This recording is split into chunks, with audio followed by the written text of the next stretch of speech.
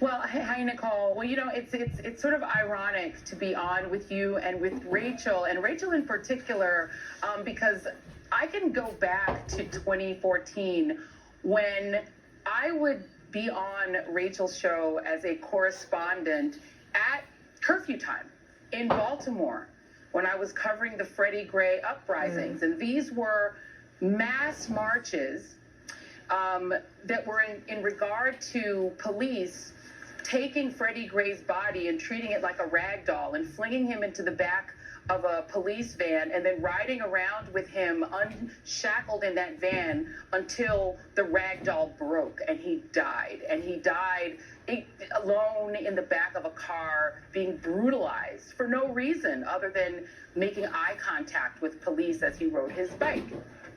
And the uprisings that took place after Freddie Gray brought in a level of policing that I've never witnessed ever in life. It looked like a war zone. Police brought in tanks. They brought in body armor. They were wearing full body armor rubber suits where they almost looked robotic, full gear, enormous, powerful weaponry, and they were phalanxed out all across Baltimore, Penn and North. They were standing menacingly, waiting to brutalize anyone who even looked at them funny.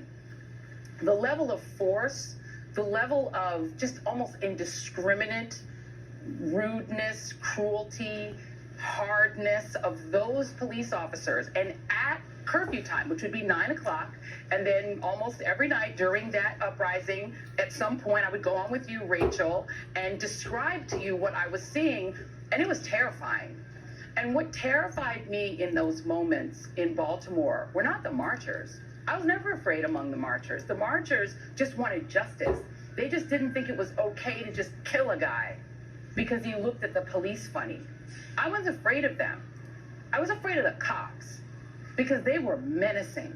They knew those marchers were coming every night. They knew there was going to be a curfew every night. The great Elijah Cummings would walk people home and get them to go home because he didn't want them out after curfew. But there would always be some guys who would stay out after the curfew, who would refuse to go home, who would claim the right to be in their streets. And I was never afraid of them. I was afraid of the cops.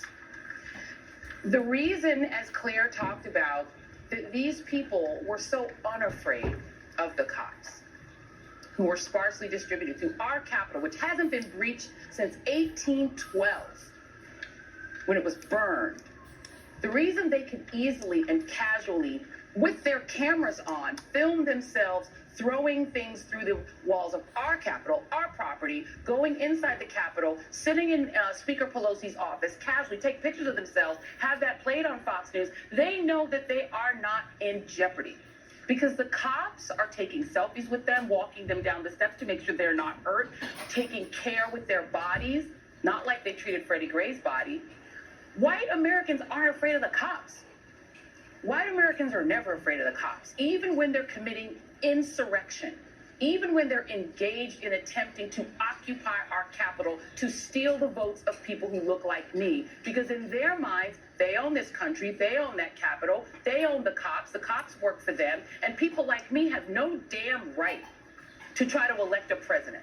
Because we don't get to pick the president, they get to pick the president. They own the president, they own the White House, they own this country. And so when you think you own it, you own the place, you ain't afraid of the police because the police are you, and the police reflect back to them. We're with you. You're good. We're not going to hurt you because you're not them. Guarantee you, if that was a Black Lives Matter protest in D.C., there would already be people shackled, arrested, or dead. Shackled, arrested, en masse, or dead. Get Brittany Packnett Cunningham on here. She'll tell you how they treated her in Ferguson. Put Alicia Garza on here. She'll tell you how they treated her at every Black Lives Matter march. Get Patrisse Cullors on. They'll tell you. They'll tell you what it feels like to protest peacefully and unarmed and have how the police will treat you if you're black. That's it. They're not afraid of the cops because they know the cops are cool with it.